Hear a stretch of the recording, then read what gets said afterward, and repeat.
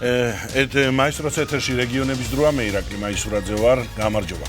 ახალი წლის სადღესასწაულო დღეების მოახლოების პარალელურად გარემოს დაცვისა და სოფლის მეურნეობის სამინისტროს შესაბამისი სამსახურები წიწვოვანი მცენარეების მოპოვებასა და ტრანსპორტირებაზე კონტროლს ამკაცრებენ. ეროვნული სატყეო სააგენტო კიდევ ერთხელ მოუწოდებს მოსახლეობას ნუ გაანადგურებენ ბუნებრივ სიმდიდრეს და გამოიყენონ ხელოვნური ნაძვისხე. რა შემთხვევაში დგება სისხლის სამართლის პასუხისგებლობა წიწვოვანების უკანონოდ მოპოვების შემთხვევაში და რა სახის ჯარიმას ითვალისწინებს კანონდარღვევა. აი ამ თემაზე სასაუბროთ გიორგი მამადაშვილი ეროვნული სატყეო სააგენტოს ტყის მოვლა აღდგენის დეპარტამენტის ტყის დაცვის სამმართველოს უფროსი შემოგვიერთდება სტუდიაში. მოგესალმებით ბატონ გიორგი, მადლობა სტუმრობისათვის. დიდი მადლობა თქვენ მოწვევისთვის.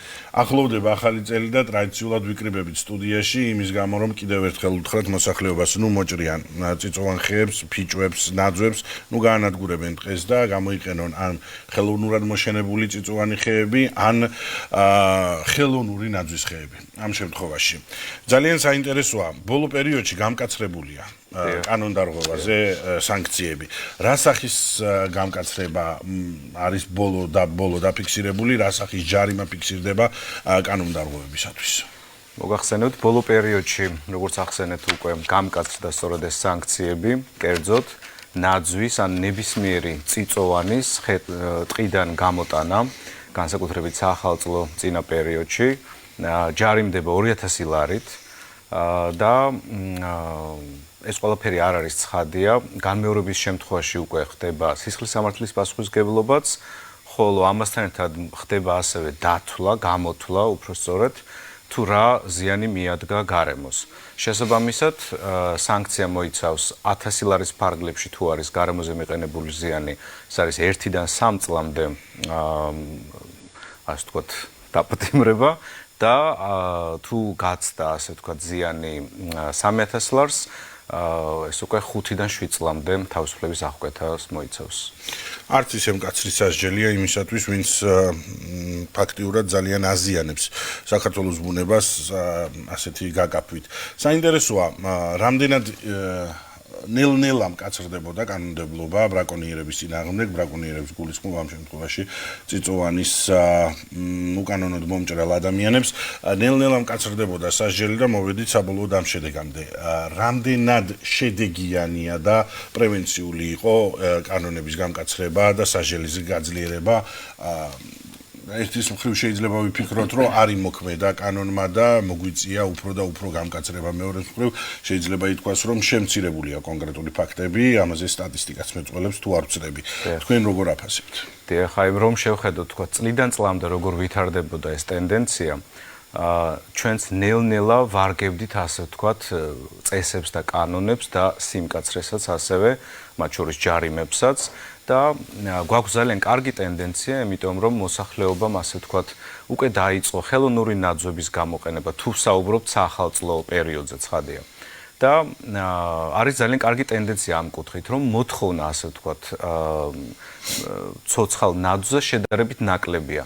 ასევე შედარებით ნაკლები არის უკანონოდ ნაძვის მოჭრა. საუბარია ახალგაზრდა ნაძვზე, რომელსაც საახალწლოდ, ასე ვთქვათ, იმ ერთი ან რამოდენიმე დღის გამო ვალამაზებთ და ამის პარალელურად, ასე ვთქვათ, ვკლავთ იმ ერთ ხეს. მიუხედავად იმისა, რომ ტენდენცია გვაძლევს იმის საბაბს, რომ ვთქვათ, რომ ასე ვთქვათ, კარგად არის მოსახლეობა ინფორმირებული და ტყეზე ზიანი შედარებით ნაკლებია, რახან ფაქტები მაინც ფიქსირდება, სწორედ ამიტომ გახდა საჭირო სანქციების გამკაცრება, დიახ. საინტერესოა, თქვენ ხართ ტყის დაცვის სამმართველოს უფროსი. როგორ ვიცავთ დღეს?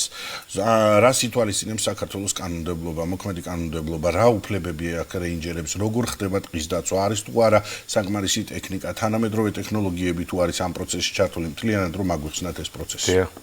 აი როგორც სანქციების განვითარებაზე ვმუშაობთ, ასე ვთქვათ, წლიდან წლამდე, სწორედ ასევე საჭიროებიდან გამომდინარე უფრო ვანვითარებთ და ვხვეწთ სწორედ ტყის დაცვის მეთოდებს. ამაში გულისხმობა მაგალითად ტექნიკური აღჭურვა, როგორიც არის ვთქვათ დრონების გამოყენება, ასევე ფოტოხაფანგების განთავსება. ეს დამოკიდებულია რეგიონზეც, ტყის ტიპზეც და ასევე თუ რა მისადგომები არის ვთქვათ ტყეში შესასვლელად. აქ ხომ არ არის საუბარი მხოლოდ ფეხით მოსიარულე ადამიანის კონტროლზე. აქ საუბარია მანქანითაც რო შედიან მაგალითად დიდი კუზაოს მქონე მანქანით და სწორედ ამიტომ მაგალითად ძალიან ეფექტურია ფოტოხაფანგების გამოყენება და მათი კონტროლი. ბოლო წლებია უკვე რიცხოვნობასაც ვზრდით ამ ფოტოხაფანგებისას და წელსაც გავაგზავნეთ ჩვენ არაერთ რეგიონში და ამითი გვინდა რომ ასე ვთქვათ შევამციროთ, აი მინიმუმამდე დავიყვანოთ ასე ვთქვათ ტყეზე ზიანი, ესეთი უკანონო მოპოვების კუთხით. რაც შეეხება რეინჯერებს, ადამიანებს, რომელიც ტექნიკის გარდა, რომლებიც აკონტროლებენ ტყის მასივებს. როგორ ხდება, როგორია მათი სამუშაო დღის გრაფიკი, რამდენად ხშირად უწევთ ტყეში გასვლა, რეაგირებენ ტყეში ჩვეულებრივი სტანდარტული სამორიგეო რეჟიმის დროს თუ აქვთ ისეთი წერტილები, საიდანაც თვალყურს ადევნებენ თუნდაც იგივე მაღალი ტექნოლოგიებით ტყეს, უშუალოდ რეინჯერის სამუშაო მოიცავს. თქვენ ალბათ უფრო ტყის მცველს გულისხმობთ, იმიტომ რეინჯერები, ასე ვთქვათ, დაცული ტერიტორიების სააგენტოს თანამშრომლები არიან, ჩვენთან ტყის მცველები არიან.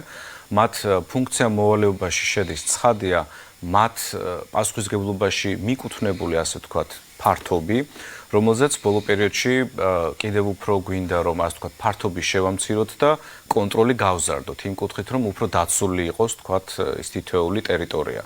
შესაბამისად ამ ტიპის ტყის მცველს, ასე ვთქვათ, პასუხისმგებლობა აქვს, რომ გააკონტროლოს მისთვის მინიჭებული ფართობი, როგორც დრონით ჩვენ ამაზე ტრენინგით ჩაუტარეთ რეგიონის წარმომადგენლებს და ასევე აქვთ სამხრე კამერებიც და ვცდილობთ მაქსიმალურად, რომ ტყის უმეტესი ფართობი მაინც, რომელიც არის შედარებით მარტივად მისადგომი მოსახლეობისთვის, გაკონტროლებული იყოს, რომ თავიდან ავიცილოთ ნებისმიერი უკანონობა.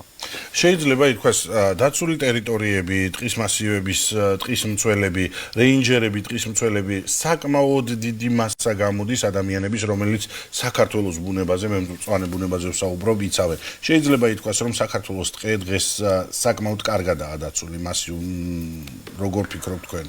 რომ შევადაროთ, იგივე თემა უნდა შემოვიტანო, რომ შევადაროთ წლიდან წლამდე, ვთქვათ, რა მიღწევები გქონდა, რაში ვუშვებდით შეცდომებს და ასე შემდეგ. სწორედ ამიტომ ვაძლიერებთ როგორც ჯარიმებს, ასევე ტექნიკურ აღჭურვას ვზრდით, ასევე ვზრდით რაოდენობას თანამშრომლების და მე რამდენადაც ვიცი, ასევე მათი სახელფასო ნაწილიც უფრო იხვეწება და გაეზრდება ხელფასი, თუმცა ეს ყველაფერი მუშაობის პროცესია და ამას განაპირობებს როგორც სატყეო სააგენტოს, ისე დაცული ტერიტორიების სააგენტოს, ასე ვთქვათ, შესაბამისი განაკვეთები.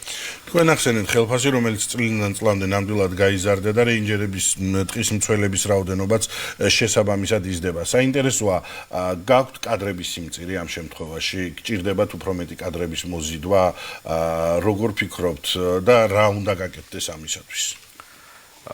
თვითონ ეს სფერო, სატყეო სფერო, აქამდე არ ნაკლებად პოპულარული იყო, მაგალითად ახალგაზრდებში. ეხლა ძალიან კარგი ტენდენცია, ძალიან ბევრი ახალგაზრდა მოდის, სტუდენტი, რომელიც სწავლობს, ეუფლება და შეძლების დაგვარად ჩვენც მაქსიმალურად ვცდილობთ, რომ დავასაქმოთ როგორც ცენტრალურ თბილისის სატყეო სააგენტოში, ასევე რეგიონალურ სატყეო სამსახურებშიც. ჩვენ გვაქვს იმედი, რომ მსგავსი ტიპის ცვლილებებით, რაც მოიცავს აი სწორედ სამუშაო სფეროს დახვეწას და შესაბამის დაფასებას, ამითი კიდევ უფრო მეტ ახალგაზრდას მოვიზიდავთ, რადგან ძალიან ბევრი კარგი ხანდაზმული სპეციალისტი გვყავს, რომელიც ასე ვთქვათ, გადასცემს და გაუზიარებს მის გამოცდილებას და იმედი გვაქვს, რომ ეს ძალიან კარგად იმუშავებს. არის შეიძლება ვთქვათ, რომ არის სტატისტიკა, რომელიც გვიჩვენებს წლიდან წლამდე თუნდაც იგივე ნაძვის ბრაკონიერობის ფაქტების შემცირებას. შეგიძლიათ რაიმე კონკრეტული ციფრები დაასახელოთ? ჩვენ გვქონდა ბოლო 9 თვის მონაცემები სხვადასხვა სახეობის ხე-ტყის უკანონო მოპოვებაზე. ამ კონკრეტულ შემთხვევაზე მხოლოდ საახალწლო ნაძვზე გვაქვს ჩვენ საუბარი, თუმცა ზოგადად რო ვისაუბროთ, კონკრეტულად 516 ფაქტი იყო უკანონო ხე-ტყის მოპოვებაზე, თუმცა ეს მოიცავდა როგორც წიფელს, ასევე მუხას, ნაძვსაც და ასე შემდეგ. და სწორედ ამიტომ გადავწყვიტეთ, რომ რახან ჯერ კიდევ ფიქსირდება მსგავსი ფაქტები, უნდა გაგვემკაცრებინა ეს სანქციები. არსებობს სპეციალური სანერგეები, რომელთაც გამოყავს ნაძვი და რომელთაც აქვთ უფლება ივაჭრონ შესაბამისი ხეებით კონკრეტულ ობიექტებზე. Როგორ ხდება გარჩევა, რა საბუთები, რა ნებართვა, რა ლიცენზია სჭირდება, თუნდაც გამყიდველს, თუნდაც გადამზიდავს, ხდება ამის როგორ ხდება ამის შემოწმება? ზოგადად ძალიან ბევრი სანერგე მეურნეობა უკვე საქართველოში და ასევე კერძო საკუთრებაშიც კი მოყავთ ზოგს. ძალიან ბევრი ახალგაზრდა წამოვიდა, რომელიც თვითონ აკალმებს, ასე ვთქვათ, წიწონებს, აფესვენებს ზრდის და სთავაზობს მომხმარებელს. ეს ნებისმიერმა შეიძლება წამოიწყოს თავისივე ეზოში და მხოლოდ ადგილობრივ მუნიციპალიტეტის მერიასთან შეთანხმებით უნდა აიღოს შესაბამისი სერტიფიცირება და ადგილწარმოშობის დოკუმენტი. სწორედ ეს დოკუმენტი, ასე ვთქვათ, აოფიციალურებს და გვაძლევს იმის ნებართვას, რომ ჩვენს მიერ გამოყვანილი და გაზრდილი ხემცენარე გავყიდოთ შემდეგ ისე, რომ კანონთან პრობლემა აღარ გქონდეს. სწორედ ეს აძლევს საშუალებას მაგალითად ოფიციალურ სანერგეებს, რომ გაყიდონ ოფიციალურადვე ნაძვი თუნდაც საახალწლოდ. ჩვენ კონკრეტულ ფაქტებზე ვიტრიალეთ, განვიხილეთ კონკრეტული ფაქტები, საინტერესოა თქვენი სამმართველოს, თქვენი დეპარტამენტის ფარგლებში რა სიახლეები იგეგმება, გაქვთ კონკრეტული სიახლეები დაგეგმილი 2026 წლისათვის თუნდაც როგორ უნდა განვითარდეს თქვენი სამსახურები? ჩვენი დეპარტამენტის პირდაპირ მნიშვნელობა არის ტყის მოვლა, აღდგენა და დაცვა.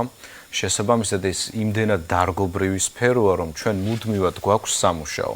მაგალითად, ტყის დაცვის პირდაპირი სამუშაო და ფუნქცია მოვალეობა არის ტყის დაცვა ხანძრებისგან, მავნებელ დაავადებებისგან, სანიტარული ჭრების სწორ განხორციელებასთან, ხოლო მოვლა-აღდგენის მიმართულება მოიცავს, ასე ვთქვათ, დეგრადირებული, დაზიანებული ტყის ფართობების აღდგენას. ეს არის ძალიან საინტერესო პროცესი, რადგან ძალიან კარგი სპეციალისტები გვყავს, რომლებიც ზუსტად იმ ასე ვთქვათ, სცენარს გეგმავენ დაზიანებულ ფართობზე, თუ როგორ უნდა აღდგეს ისეთი ტყე, რომელიც არის ბუნებრივთან მაქსიმალურად მიახლოებული. იყენებენ შესაბამისი მეთოდებით დარგვას, დათესვას და არჩევენ ზუსტად იმ სახეობებს, რომელიც იმ კონკრეტული ადგილისთვის არის დამახასიათებელი. თვითონ თესლიც კი იმ რეგიონიდან არის შეგროვებული, რომ გენეტიკური სხვაობა არ მოგვცეს. შესაბამისად, ჩვენი დეპარტამენტი მუდმივ მუშაობაშია, ასე ვთქვათ, წლიდან წლამდე ეს არის ჩვენი ძირითადი ფუნქცია, ასე ვთქვათ. შესაბამისად, სიახლეებიც მუდმივად გვაქვს ამ მიმართულებით და ერთ ფართობს თუ აღვადგენთან დავიცავთ სწორად, შემდეგ მეორე ფართობი გამოჩნდება ყოველთვის, იმიტომ რომ იგივე ჭრებიც ძალიან აქტიურად მიმდინარეობს, როგორც სანიტარიული, ისე მოსახლეობის დაკმაყოფილების კუთხით, შესაბამისად სამუშაო მუდმივად გვაქვს. ძალიან დიდი მადლობა სტუმრობისათვის. გილოცავთ დამდეგ 2026 წელს, გისურვებთ წარმატებას და წარმატებას ყველა პროექტის განხორციელებაში. მაყურებელს შევახსენებ, რომ გიორგი მამადაშვილი ეროვნული სატყეო სააგენტოს ტყის მოვლა-აღდგენის დეპარტამენტის ტყის დაცვის სამმართველოს უფროსი პასუხობდა ჩვენს კითხვებს პირდაპირ ეთერში.